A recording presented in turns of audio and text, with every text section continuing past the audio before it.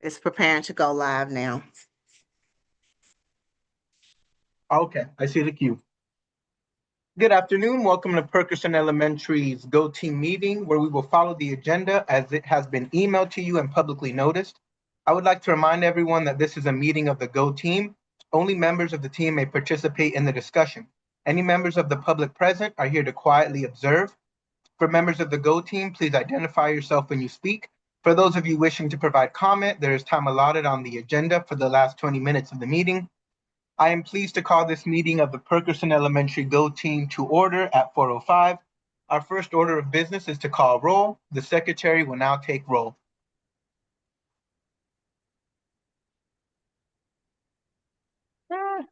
Technical issue, pardon me. All right, please respond present when your name is called. Shantae Blackwell, Present. Carmen Tomlin, absent. Ariana Muhammad Williams, Here. Satu Garrett, Present. Stacy Walker, absent. Melvie Holmes, Melvia Holmes. Melvia, excuse me, present. Kelsey Drew, present. Richard Harris, absent. Walter Poole, absent. And Miguel Tuberkia. Present. This team will only be able to take official action if a quorum is present. Ms. Drew, is there a quorum present? There is a quorum. Yes. Our first order of business is to approve the agenda. This was provided to you and copies are here. Are there any changes to the agenda? May I have a motion to approve the agenda? I move that we, A second? I second. All in favor, please say aye. Aye. Aye. All opposed, please say nay. Any abstentions, please say abstain. It has been moved and seconded that we approve the agenda. Real quick, I'm sorry to interrupt, Mr. Tuberkia. That was Ms. Blackwell that seconded. Who was it that motioned for that? Two. Satu, thank you. That was Satu. We will review and approve the meeting minutes from our last meeting. The minutes have been provided to you. Are there any corrections? If there are no further corrections, may I have a motion to approve the previous meeting's minutes?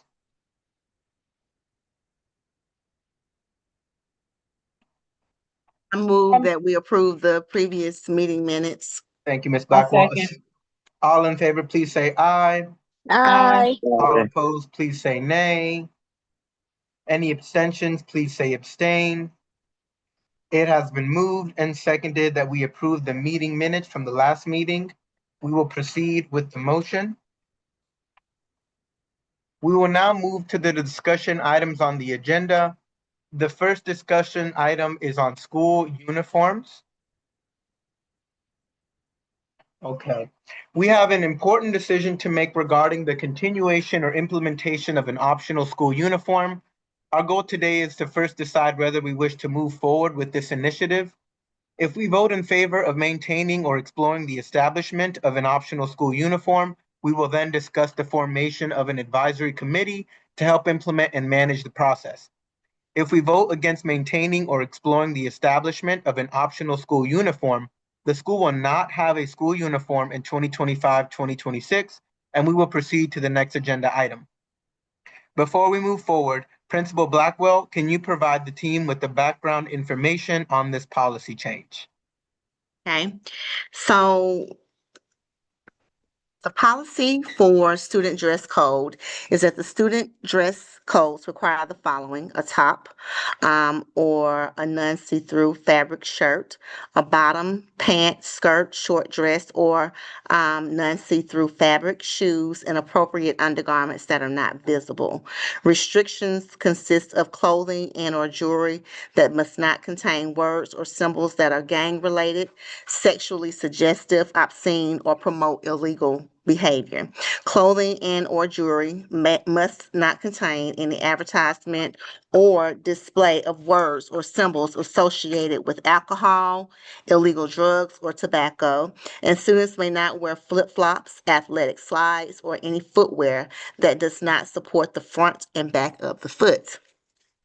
Before we can say that we are a school uniform, a school that require uniforms, schools may choose to adopt an optional school uniform, and effective immediately. At no time will students have their instructional time interrupted or be barred from school or class for declining to wear the optional school uniform, specifically in elementary school. However, it is highly suggested and required if we do decide to continue our school uniform policy.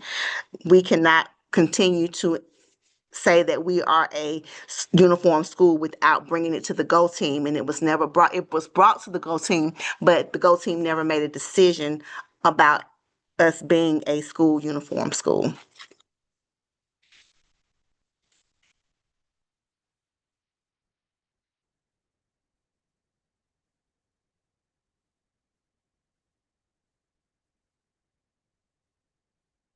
So are we interested in establishing an optional school uniform? The GO team needs to vote on maintaining or exploring implementing an optional school uniform. After the motion and a second, the GO team may have additional discussion. Once discussion is concluded, the GO team will vote. If the GO team votes to move forward, then the team should proceed to discuss the school uniform advisory committee.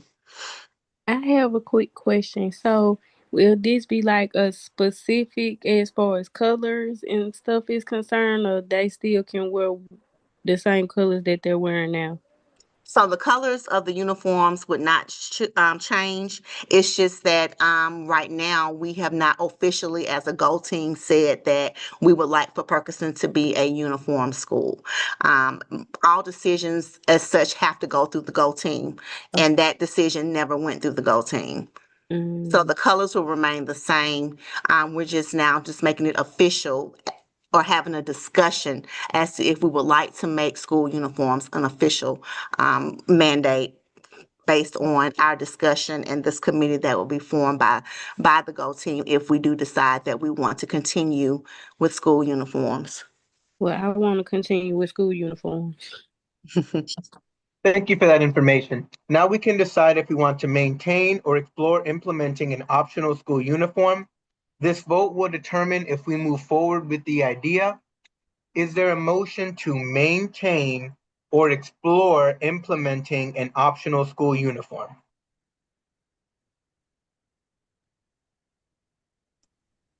I move Just, that we maintain or explore an optional school uniform. do we have a second? I second. The motion has been made and seconded. We'll now have a brief discussion. Share any questions or thoughts you have about maintaining or exploring implementation of an optional school uniform. So right now, we're just going to move into discussions. I'm going to stop sharing my screen real quick. So the floor is open for any discussion on the matter. I know Ms. Drew and I were sort of going back and forth regarding whether it's easier for our population to not have to necessarily worry about, who has this or who has that.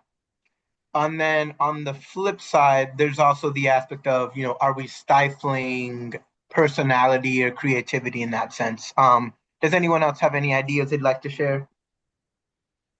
Um, so Go ahead. I'm sorry. So too. Go ahead. I'm sorry. So I was just gonna say that I think that school uniforms are good. And there's many different ways for personal expression via school uniforms. Mm-hmm. I think that there's some cool things that we can actually do with school uniforms and creativity surrounding it. But I'm all for it. Yeah, that's all that I was gonna say. I'm sorry. Thank you for sharing. I was Anyone going else? to agree with Satu um, about the school uniforms. It's you can be creative by maybe the type of shoes that you wear, or having colorful shoestrings, or there are all different kinds of ways to express yourselves with maybe different hair bows for the girls. But I do think that it's a great way, especially for our population of students, just to ensure equity and not worrying about what someone is wearing. Sometimes that can take away from the community or the instructional environment, with children teasing one another about certain types of shoes or certain types of jeans that they may have one that's popular. So I agree with Satu in saying, and Miss Muhammad in saying that I think that uniforms will be beneficial for us to have here at the school. Thank you, Ms. Blackwell. Any more thoughts before we move on to taking a vote? Yes. I am normally very pro uniform. I've been at schools as a child that had uniforms and that did not have uniforms. However, I think it's important with our particular school to take into consideration the socioeconomic demographic of a lot of our students and families. Purchasing a full set of school uniforms to wear 5 days a week can be potentially a little bit more of a burden on some families. And I know we have programs that will provide one uniform, but I myself don't have a washer and dryer in my apartment. I actually have to go on the weekends to wash my clothes at a laundromat. And some of our families may fall into that category as well. And if they can only afford to purchase maybe 2 or 3 uniforms for each of their children, if they've got more than one child, things happen at school. You might bump into someone in the cafeteria. Now you've got chocolate milk all down your shirt. So it puts our children and our, families in the position of, if you can't make it to the laundromat and you don't have another clean outfit, you're either hand washing, which takes time, or you're potentially having to wear that uniform dirty. So I think that's something to take into consideration specifically with our school. And I also feel like we already have a lot of problems with enforcing the current dress code. Like, I can count at least a half dozen students I saw today, and I know it had to have been more, that were wearing slides, for example. So I feel like enforcement is going to be very challenging as well. Well, can I respond to that, Mr. Taberkia, real quick? Yes, ma'am. Two things.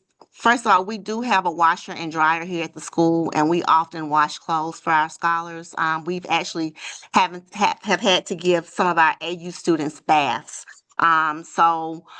We do take care of our scholars, and if we see that they come in uncleaned or needing some support, we wash their uniforms and their clothes here, and it's easier for us to give them a uniform than it is for us to keep a supply of random clothing.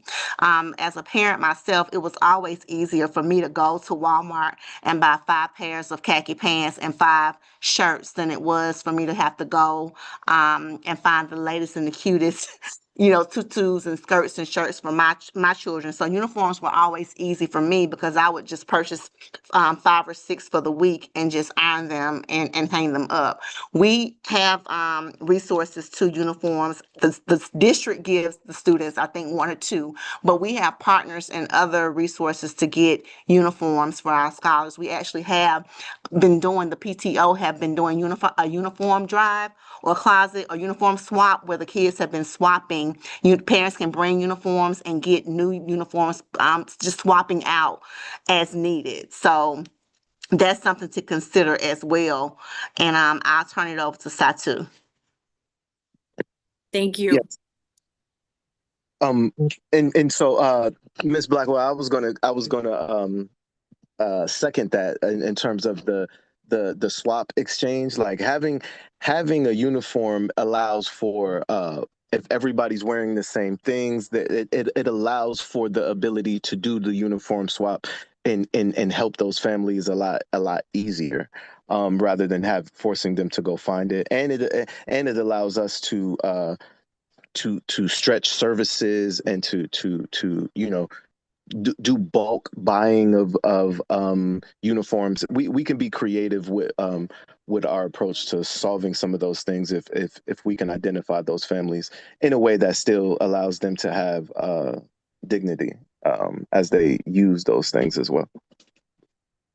Can It I helps ask with these? equity. Go ahead, Ms. Blackwell. I think it helps with equity. Mm. And then who else had a comment by Ms. chance? Holmes, I was saying, we're speaking of the present school year, correct? Yes. So, many of the parents have already purchased their school, their children's school attire for this semester anyway. So they already have I know kindergarten students come in with them on already. So it might be a hassle for parents to go back out and get regular clothes if, they probably gonna still let their children wear those uniforms anyway. Thank And you, Ms. Holmes. when I worked in low socioeconomic communities previously, and they did not have uniforms, a lot of parents would buy uniforms like the kids would come to school with just khaki pants and shirts. They go and buy uniforms, the same shirt anyway. So that's also something else to consider. Excellent points, everyone. So I'm going to go ahead and move it to a vote. Again, this is a vote to maintain or explore implementing an optional school uniform. If I could have a motion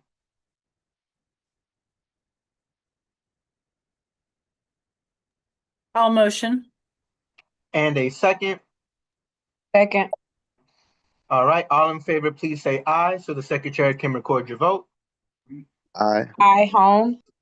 All, I Miss Jacoby has her hand up. Miss Jacoby, yes, Ms. Jacoby. you're muted. Miss Jacoby, unmute yourself. Sorry, I'll let y'all finish the vote, then so, Okay, no problem. All opposed, please say nay. Any abstentions, please say abstain.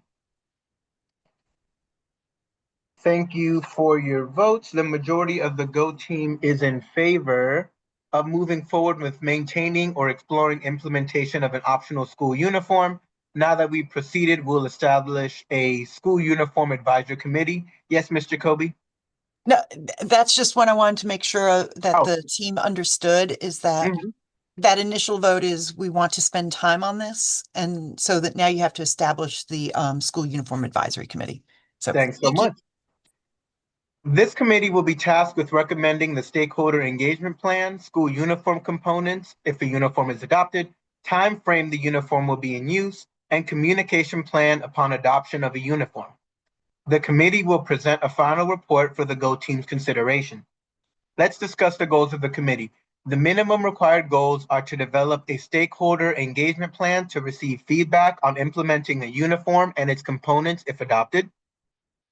Must include a minimum 20-day public comment period on any proposed uniform. Recommend the optional school uniform components. Establish the student voting timeline and process if necessary. Determine the length of time the uniform will be in use before reconsideration. Create a communication plan to inform the school community about the optional school uniform if the uniform is adopted. Are there any additional goals that we should consider? And they're out here outlined for you 1 through 5.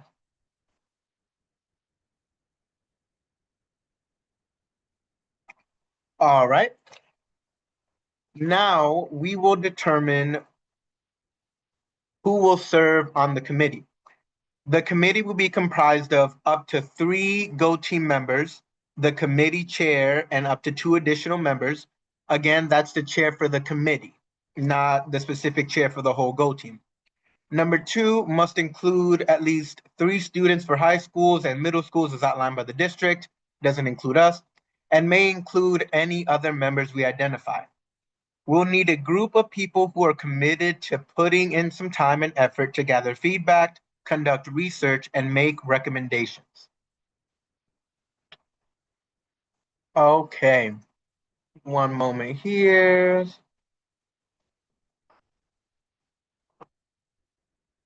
All right, so before I want to move on, I just want to double check. as an elementary school, are we interested in having students serve on the committee?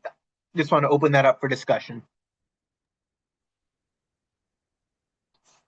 I think our particular students would definitely appreciate the opportunity, but I also understand that it would probably be a challenge to make that happen. Mm-hmm. I agree. Any other thoughts you want to share on possibly adding any students? All right, so we'll leave that piece out. Next, if I could have volunteers from the members of the Go team who would like to serve on this committee in order for us to continue exploring this idea further. We are limited to only 3 Go team members for this committee. So we'll be helping. So how will we be doing this? So we'll be going around asking the teachers. I mean, not the teachers, but the parents questions about how they feel about Exactly right. uniforms. So I'll come up to this point right here. So we're going to find a way to get feedback on the uniform.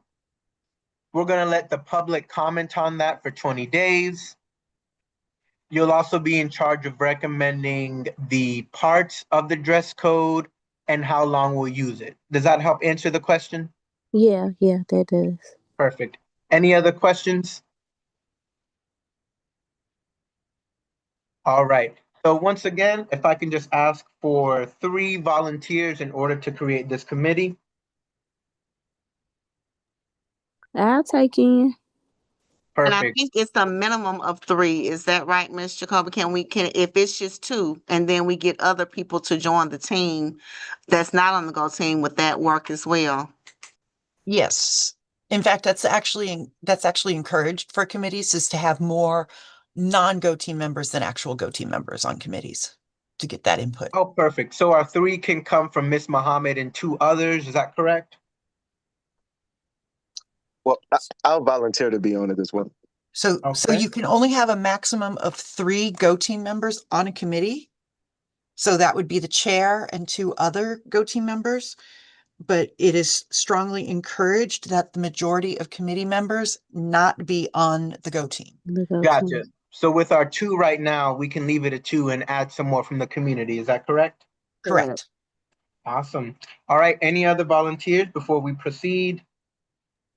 I think we should just leave it with that too, to ensure that we have a maximum of community members versus Go team members on the committee. So now what would need to happen, I believe, and Ms. Jacoby, you can correct me if I'm wrong or not, that we need to either make Satu or Miss Muhammad, since they're both on the committee, the chair of the uniform task force or advisory committee. And then they go out and solicit support from parents and other community members to join their committee. And then they do the work and then come back and present to the Go Right. team. Is that correct? That's what it sounds like. So the chair does need to name the Go team chair needs to name a chair of the advisory committee. And Mhm. while today you may not have the exact names of people on the committee, it is recommended that oh, wait a second. I don't think oh no, you're on YouTube. That's fine. But it is recommended that you all please as a Go team, kind of decide what you want the makeup of that committee to look like, right? So it may be that, you know what, we want 2 more parents and 2 more teachers on that committee, or we want, you know, just kind of give the chair and the rest of the committee and the rest of the Go team that idea of, okay, this is what we want the committee makeup to look like. We may not know who's going to fill those seats, but we know what stakeholder group we want them to Mhm. represent. And just to help Ms. Jacoby, I do have that next part of the script so I can keep us Okay, on all right. there. Thank you. So just to piggyback off of that, are there any other individuals or groups we should consider, as in consider adding to the committee? My immediate thought is Miss Johnson, just because she does see a lot of our population, especially our students who need the most support.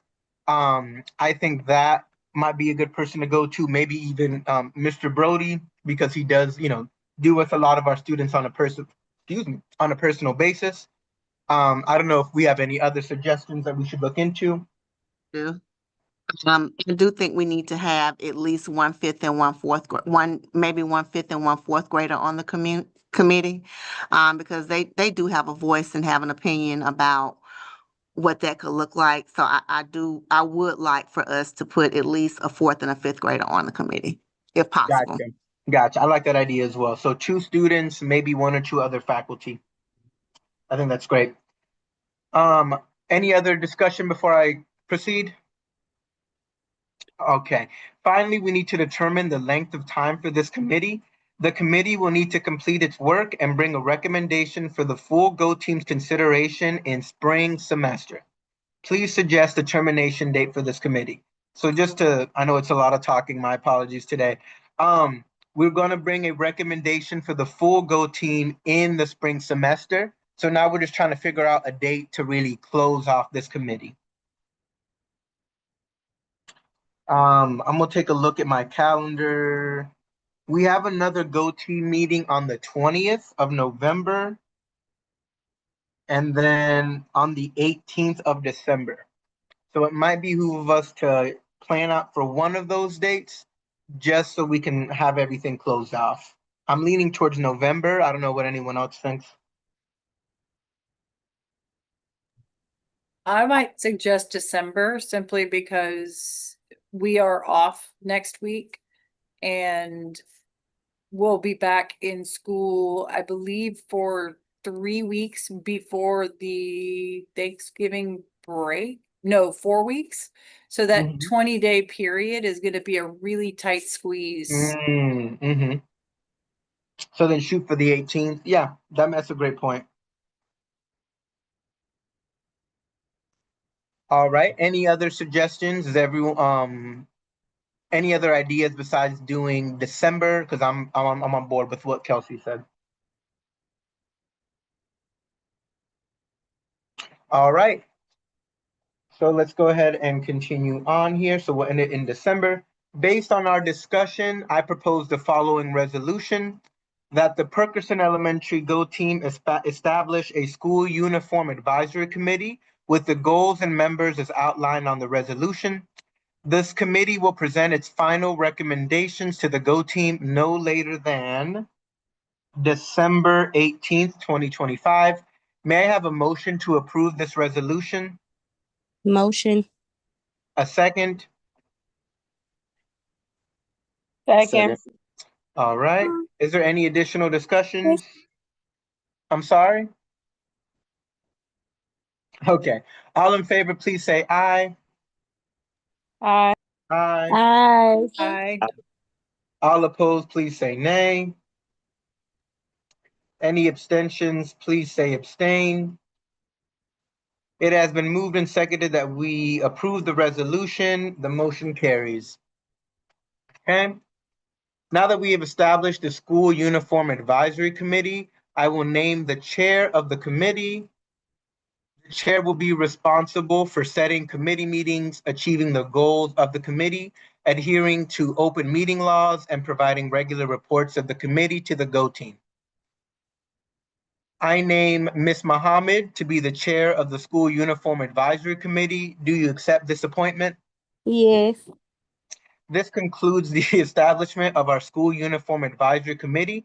We will post the approved resolution to the Go Team webpage and submit it to the district office.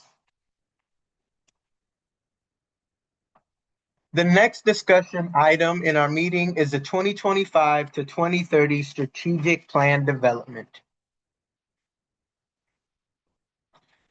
So just to sort of keep us in line with the mission and values of APS, so we are Atlanta's public school system, and we exist to educate and empower Atlanta students to shape the future. So we're sort of trying to take everything back to basics in terms of what we are looking to improve. So I'm just going to give some of the highlights here. I know a lot of us have looked at the presentation already. So we want to focus on the strength being our team, making sure everyone is effective and engaged. We're sharing that responsibility with our families, communities, and other stakeholders. And we want to focus on being incredibly efficient and effective. We want to work to strengthen our instructional core. We want to care for every child and make sure that we're really sparking the curiosity within our students, making them want to participate in that learning. Unless anyone wants me to stay here to do any additional reading, I'm going to go ahead and change the slide. Okay. So these are the goals that we're really trying to target, along with some key performance indicators. Number one here on the left, by 2030, we will increase the percentage of third grade students scoring proficient or above in ELA on the Georgia milestones by 20 percentage points. Number two, by 2030, we will increase the percentage of eighth grade students scoring proficient or above in math on the Georgia milestones by 20 percentage points. By 2030, we will increase the percentage of students meeting at least one CCRPI college and career readiness indicator by 20 percentage points. And then on the right here, we're showing our focus area, which is caring for every child. We have the actual amount here on the left. Light pink here is 2024. And then we have our targets for 2030 right here on the right. Once again, unless anyone needs me to stay here any longer, I'm going to go ahead and proceed.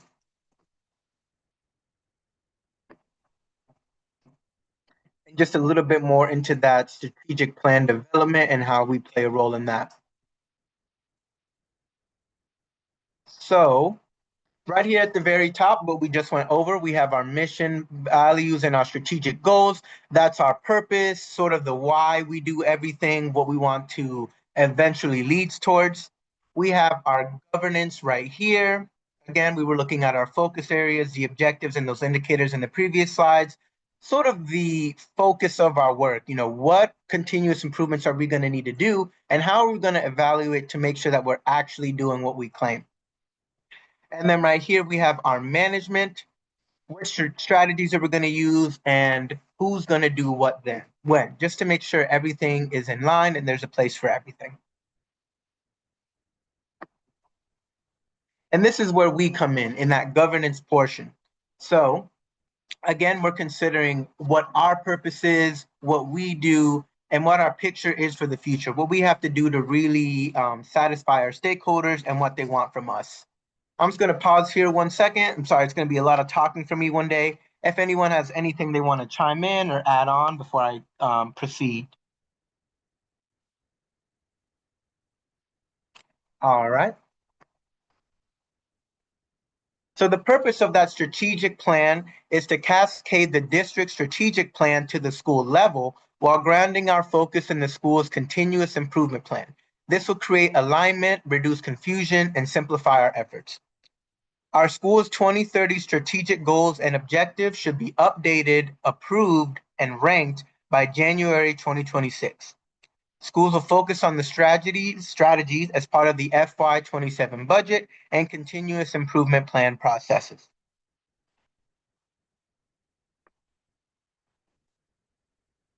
So in line with creating that, these are the resources that we're using to inform everything. So we have our 2020 to 25 school strategic plan, which, as I said, we're going to kind of push out a little further. We're taking a look at the 2025 to 2026 continuous improvement plan goals. And here you just have some different examples there. And we also have our school data sheet with our focus areas and where we stack up in all of those different metrics in the district. Excuse me. All right. And so this is sort of the order of operations, if you will, for how everything's going to happen. Step one, we're going to review the data, which we've been doing last week with Ms. Blackwell's presentation, a little bit here today. We're going to make sure that we align our mission, vision, and purpose with what's going on in the district, make sure we're all reading from the same book. We're going to confirm our 2030 goals and create those CIP goals to 2030, maybe identify any additional goals. Moving a little bit past that, we're going to reflect on the 2020 to 2025 strategic plan, review and discuss additional objectives going forward. We're going to approve that strategic plan and rank our objectives for FY27.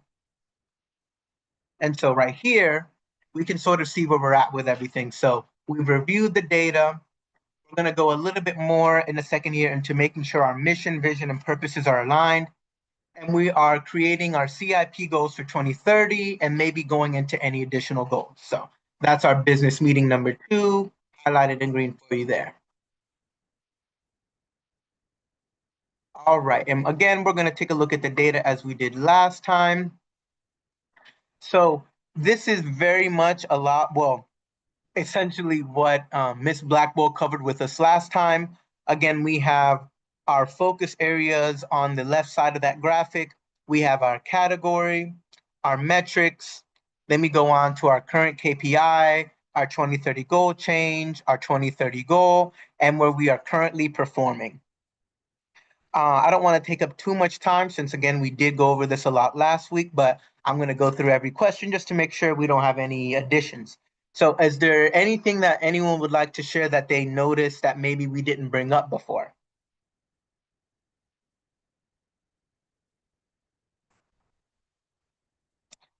And in line with that, is there anything that you might possibly wondering? And I'll take a little bit longer just in case anyone has to take a look at the data before.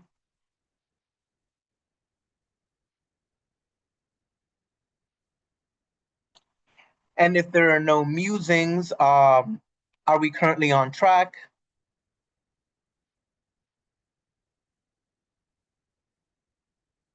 This was updated on September 26th of 2025. So not too much of an update since before, but if there's nothing else to share, we'll keep on going. Are there specific subgroup performance gaps that you feel need to be highlighted?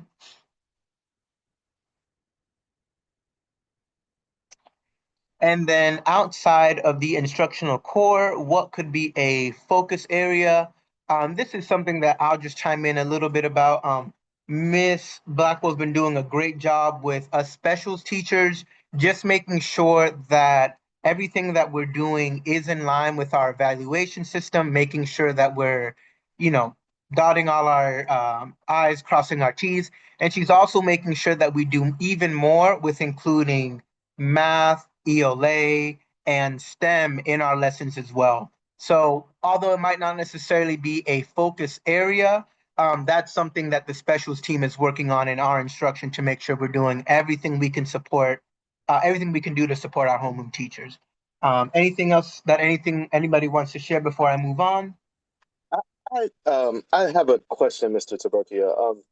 I so I've heard this term where it says the state identified schools. I've heard this CSI and TSI, ATSI. I see that we're currently on the list. What does that mean? So remember, when I presented the data last week, I said that we are on the ATSI list because our special education population did not make any gains. We're on the list because of special education. We had zero growth.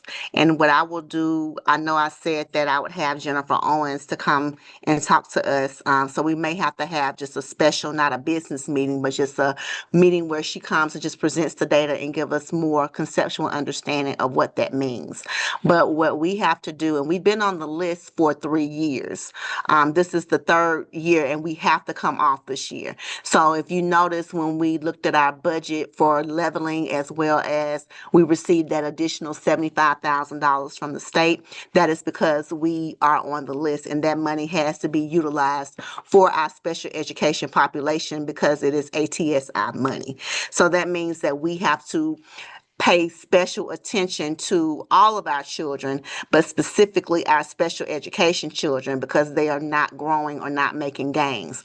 CSI it looks at the entire population of students and how they performed on the milestones.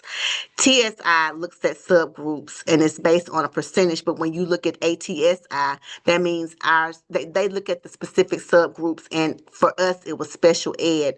Our special education students are not growing at the level in which they should. Okay, thank you so much for that. All right, any other comments or questions before we move on? I have one question. What is our special ed population?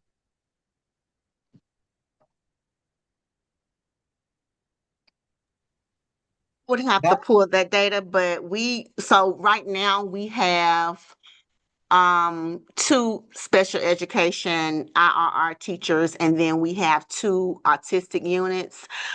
Um, our population is growing, so we just earned two additional special education teachers as well as two additional special education paras. The two special education teachers should be starting within the next couple of weeks, and two of the paras have already begun. So Okay. I can get that, I can actually email you guys the percentage of our special education population when I get off the call, because we actually enrolled, I think, 4 more this week. Or within the last 2 weeks, so I can give you that percentage once we get off the phone, but it is growing.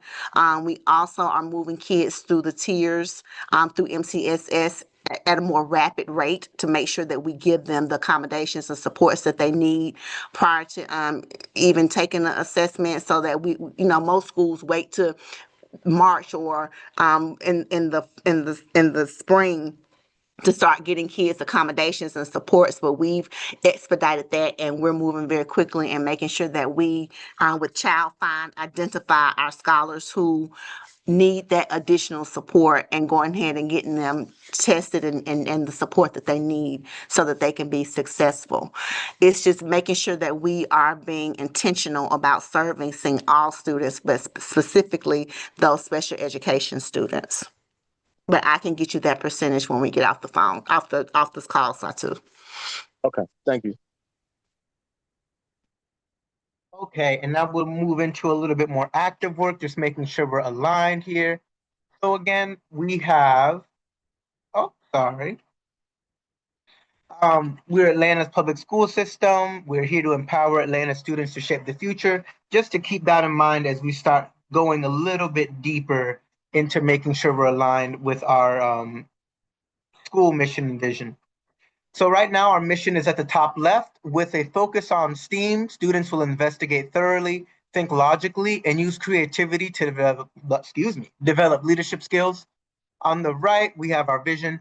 At Perkerson Elementary School, we are creating a challenging learning environment where we achieve excellence, think critically, and solve problems.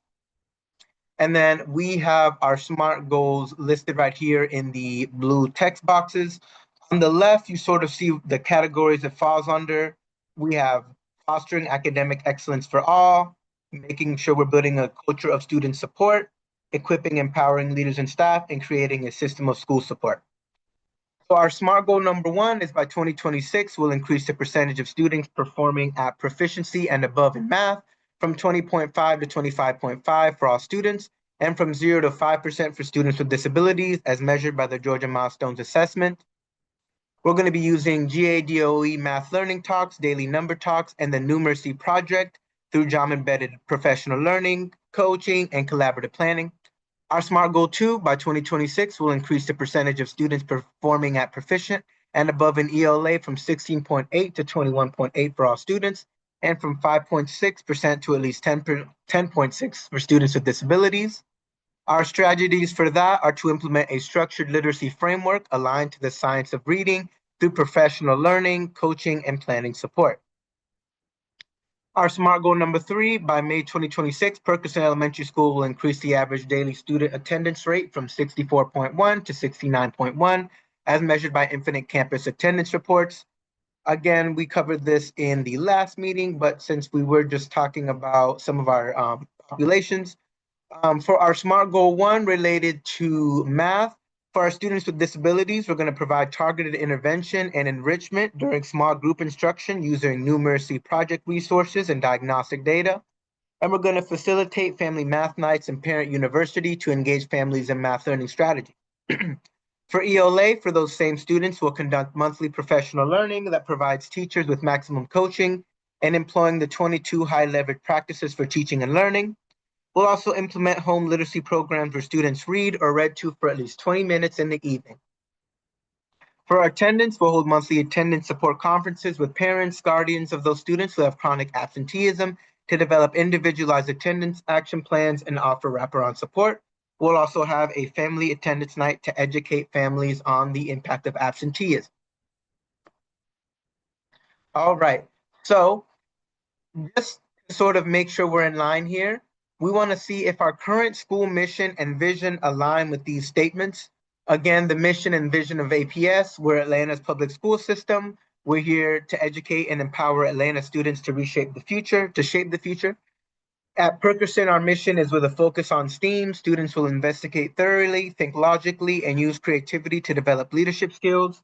Our vision is creating a challenging learning environment where we achieve excellence, think critically, and solve problems. So I want to open the floor to discussion. Does our current school mission and vision align with these statements? I would say that it's in there. Empowering when we're talking about um, developing leadership skills. In terms of shaping the future, we do have that STEAM focus. We focus on investigating, using creativity, and challenging learning environments. From my take, it's a little wordy, but I think it's all in there. What do you guys think? I mean, from just looking at my kids, it seems like the mission is representable. Thank you so much, Ms. Muhammad. Any other thoughts before we either proceed or possibly go into changing it? I like it. I like the acronyms that is coming out that stands out as being Wildcats. Good way to remember it. Yeah. Yeah, so I like it. All right. So it sounds like we'll keep it the way it is. I'll proceed. And we didn't have any changes to it. Okay, so based on our continuous improvement plans, we're not going to extend those plans a little further and see if there's any additional goals for the strategic plan beyond those identified. For this section, I will toss it over to Ms. Blackwell, but sort of to introduce here at the top, 1, 2, 3, we have the goals that we set before, and as you can see on the bottom, we're just looking to sort of improve those. So I'll pass it over to Ms. Blackwell. And so, as you all can see, we have already discussed what the goals are, and what will happen is these numbers should go up normally 3% every year, but I would like to be a little, let's see, challenging us, or just take it a little further and do 5% goals every year. So what do you all think about that? I think it's I I good. love the ambition. Yeah, let's Yeah, shoot for it. 5% actually is good because it still give you that time to study between what has worked and didn't work in the past versus what's working in now. Right. And it's roughly 5 years away. I really think that we can push our scholars where they need to be by 5 points each year with all of the wonderful things that we've put in place with instruction. We're using a lot of best practices. We're using those 22 high leverage practices, which not only will support our special education students, but will support all students with the focus of the collaboration and instructional standards for the 26 leverage practices.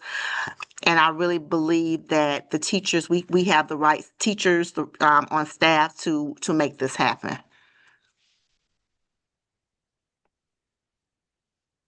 So basically, that's what that is. Now, we do need to discuss, we have an ELA, we have a math, we have an attendance goal. Do you all think that we need another goal, such as a discipline goal? We don't really have high discipline issues here at the school, and especially this year since we've implemented a lot of PBIS, or positive behavior incentives. We do have some issues going on with fourth grade with fighting, but we are working on that with our SEL coordinator, Lindsay Vichikowski. but other than that, we don't have a lot of behavior issues here at Perkerson. So I don't know if we want to just continue to, and this is the first year we've had a school-wide discipline plan, which incorporated PBIS and restorative practice tenants. So I don't know if we even need a behavior plan like that. We don't have high suspension rates. We do need to work on our climate and culture because our climate survey was the two stars. So what we're going to do, Mr. Brody created a mock climate survey that we're going to give to the students and see where they are and how they're feeling so that we can know what the work looks like in helping them feel like this is a 5-star school, or helping the parents. The parents, you'll get a survey here shortly asking certain questions to make sure that we have a conceptual understanding of what your needs are for us to have a 5-star climate survey. So I don't know if we want to put something around behavior here or not, but it's basically, are you all okay with the reading, the math, and the attendance goal, and then possibly adding a 4th goal if needed? So And I would like to continue to keep special education as our subgroup focus. I don't want us to take our hands off of our special education population. So I had something that I wanted to say in terms of the behavioral piece. I agree. And first of all, I like all of the goals as said. In terms of the behavioral piece, I agree that since we don't have that many behavioral issues, can we set a goal for like maybe some social emotional learning and having the kids be a little bit more, I don't know how to set that marker, but just, and I think that correlates with the climate, but just something where the kids are um being more collaborative and helping each other out and building each other up. I don't, those are the words that come to mind, but I can't think of any Yeah, metric. I'm kind of in the same boat as you saw too. Like I feel like there's, for lack of a better word, just sort of like general school vibe, which I think can be Yeah. tied to not only the students and the teachers, you know, like in line with that climate. I guess we could just make it a climate metric. Like, do teachers feel valued and supported enough to, you know, say and be retained? Do students feel like valued and respected, like in the climate? So maybe it could just be like a climate goal. I don't know necessarily. I guess we could um, quantify quantify that with a specific type of survey that's made up. But I'm in agreement that that would be a good 4th goal to have for teachers and students.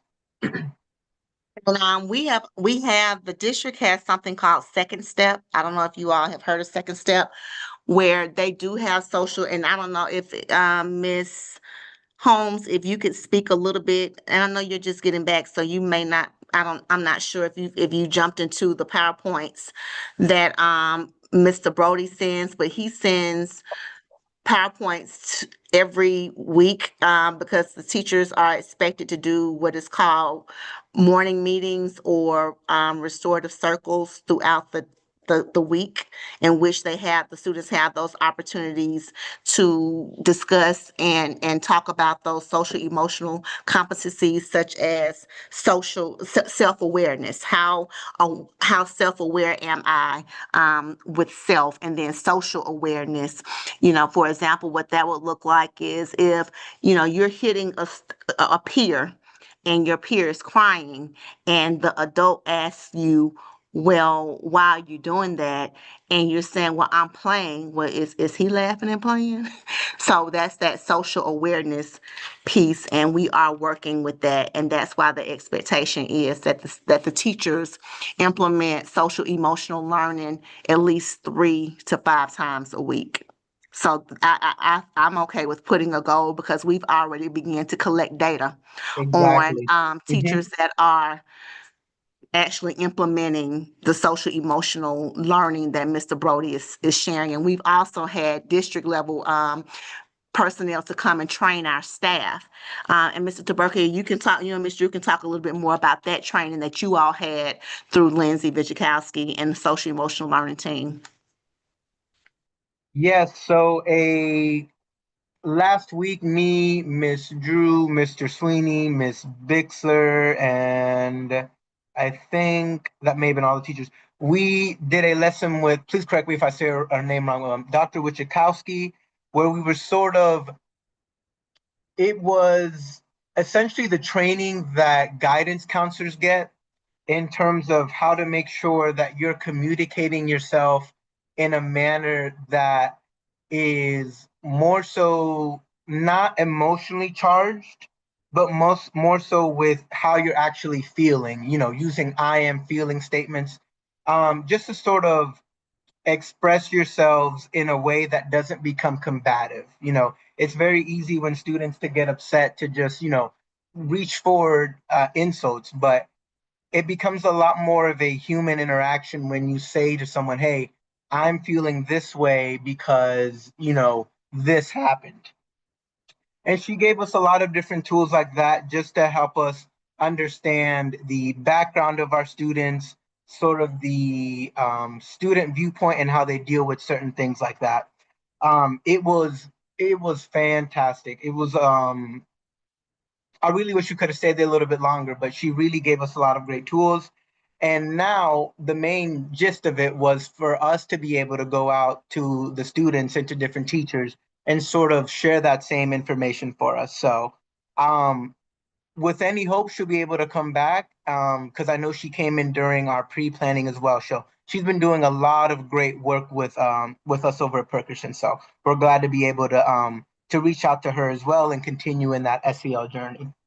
That group of teachers that participated we're calling them our SEL ambassadors, where they would go out and help to train the staff and make sure. And then Lindsay, it's not like a one-time um, training. She's coming throughout the year to support the school in SEL and making sure we teach our scholars how to agree to disagree without it turning into a fight, or how to communicate. And that's another reason why we're also making sure that our kids have an opportunity to have that student discourse and have an opportunity to work in groups.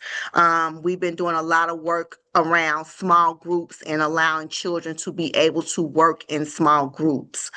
And because that's something that we've been doing a lot of work around and having a lot of professional learning around with the teachers and giving them an opportunity. Because if you never give them an opportunity to work in a group, to know how to get along and make decisions. And when IBM and all of these other Google and other companies, when they look at people to hire, they're looking at people who can work on a team, who can work in a group.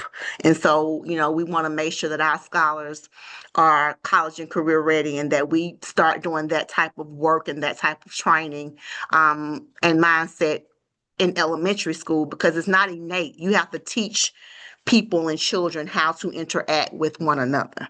So I'm sorry, I get off my soapbox and let someone else have an opportunity to speak about it.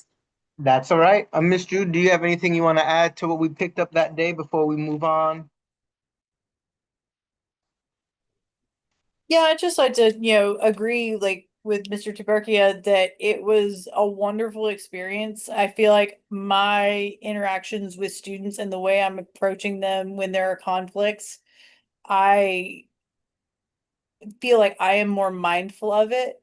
Am I perfect by, like what they said our goal is? No, but I definitely feel like it has brought an awareness of situations to the forefront of my mind. And I personally would love to see all of our teachers receive some kind of training like that. I think it would be incredibly positive for the whole school environment. And I don't think it would just help the students. I think it would help interpersonal relations between staff members as well. Thank you, Miss Drew. Okay, so just sort of reviewing where we got the goals that we're pushing out to 2030. Again, those are the goals that we had already made previously, and those are the ones that we've expanded. All right. And just like we already discussed, we want to go ahead and look at a possible school climate piece, just because of all of the great work that we've already been doing at Perkerson, just to highlight our attributes even further. We want to add a climate piece because attendance is part of culture and climate. So we'll Mhm. add a SEL component Gotcha. to the climate piece, Thank you. or SEL goal rather. I'm sorry. No worries. And just a quick little palate cleanser by Robert McCain. Strategic planning will help you fully uncover your available options, set priorities for them, and define the methods to achieve them. Sort of the basis of our work here today. Any questions before we move on? All right, we will now move on to the discussion items or agenda. Excuse me. We will now move on to information items. First is the principal's report. The information item is the. Oh, excuse me. The next information item is the APS Forward 2040 Comprehensive Long Range Facilities Plan update. But just some quick school updates here. Tomorrow, devices go home. We have the extended learning day on October 13th. There'll be some opportunities there for our scholars, and then their break will be October 14th through the 17th. Devices come back to school on October 20th. Again, they come back on October 20th. That is going to be the Monday after the break. October 23rd, we have parent-teacher conferences. On October 30, we have Parent University, that piece we were talking about in our goals in terms of giving parents the tools to make sure the learning happens at home as well as in school. October 31st, we have our fall party, dress like your favorite book character day. Just want to highlight that, like your favorite book character. All right, and now over to Ms. Blackwell with the APS Forward 2040 Long Range Facilities Plan update. Oh, and I'm gonna have Satu to jump in as needed, but we did have our meeting at Perkerson last night, our facilities meeting at Perkerson last night to talk about a possible adjustment to the scenarios that are already on the table. The scenario that was presented to us last night was Finch and Perkerson merging, going into the Sylvan Hills building location. And so that is where we are now. That is the scenario that is on the table now that they are asking for input. I know some of our parents from PTO met with the superintendent, I want to say today. I'm not sure how that meeting went, but that's the information that we received last night. So the district is really looking to engage and hear your voice. Please don't stop showing up and speaking out for Perkerson and letting your voice be known. Satu, do you have any additional information for us, or even Mr. Taberkia or Ms. Drew? Because I know you all have been very highly involved in this process as well. Just a quick note. I went ahead and looked, and it looks like the survey has been closed as of today. So they're no longer taking any answers on the survey that I saw. For the most part, it looks like all of the meetings that we have listed there are pretty much what's coming up, but I did want to add that piece that they are no longer accepting survey responses. So I Yes. got a So quick, oh, I'm sorry, go ahead. no, you can go ahead. I just got a I'll give. quick question. So I think I missed the first beginning of the thing last night. So they're just gonna cancel out both schools and just merge them together? Like, is that Yes, what that the conversation from Now, last night remember, was more about? it's just a scenario too, Miss Muhammad, is these are what they're just saying, that, I these are know, just I know. I scenarios. ain't getting upset about it. I'm just Yeah, trying to make sure I got all my I exactly. know facts you're straight not. before I start I know you're commenting on not. something. Yes, Yes. ma'am. So so yes, the current one of the current scenarios is to merge Perkerson and Finch at Sylvan, Ah, okay. or at or at Finch. I think that they've thrown out two. But so Mr. Taberkia, to your point about them closing the survey, they will release refined scenarios this evening. Oh, to okay. the task force. That we have a task force a meeting tonight that I have at 6. So I'm gonna go there. Of course, I think that after they release it, they'll release it to the public. We Mm-hmm. did have a meeting with Dr. Johnson today, and it was pretty much more of the similar things of them telling us why this is happening and just giving us the scenario. They also said that there's nothing in concrete. There's a lot of things that's moving. There's a lot of considerations. They're going to so this can evolve um, as we speak, and they're still listening to community input. Um, so yeah, I don't. I'll leave it at that. Any other questions uh, about it Yeah, about the task force? it really looks like, that, I mean, honestly, that same point they've been saying where nothing has been set in stone. Like, but before I thought that they were going with the Finch and Perkerson stay open, and then we just, move the lines, and now they're coming to this. So it's tricky because there's really only one other meeting until they're putting out a first draft. So, I just hope we get a little bit more clarity, or at least an option between these two scenarios they're throwing out, between all of us going to Sylvan or us just redrawing the lines. So it's a And little tricky. I don't, yeah, and one of the I don't know. I don't want to give any false hopes or anything, but we're at what, 78% occupancy. One of the things that they said is that if we get the seats in the building, then it's a different conversation. Hmm. But you know, that's what into 20. I think that these things won't start being implemented into 28. I Hmm. think is when they'll start implementing some of these things. So I mean, Hmm. to your point, there's nothing set in stone. They're still listening and they're working on things. I remain confident that there is something big is going to happen for our cluster. I hope it happens and it sways towards the positive. So. I agree. I agree. All right, we're gonna go ahead and move on with the principal's report, unless anyone has anything else to add. All right. Any additional questions before we move on? Okay. So sorry, we just two more things, a little preemptive. Does anyone have any announcements before we sort of wrap up here?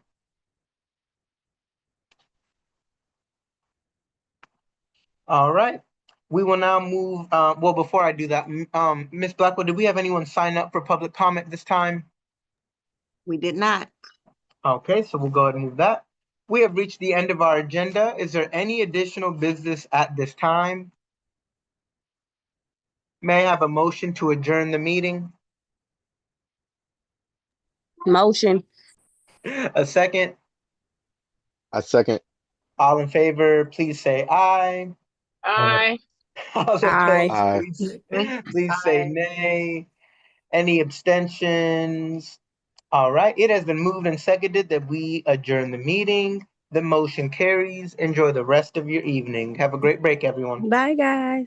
Thank you. Bye. Please remember to send in that resolution, Oh, Thank you okay. so the much. uniform community resolution. Thanks, Got everyone. you. Take care. Bye. Thanks, everyone. Bye-bye. Bye.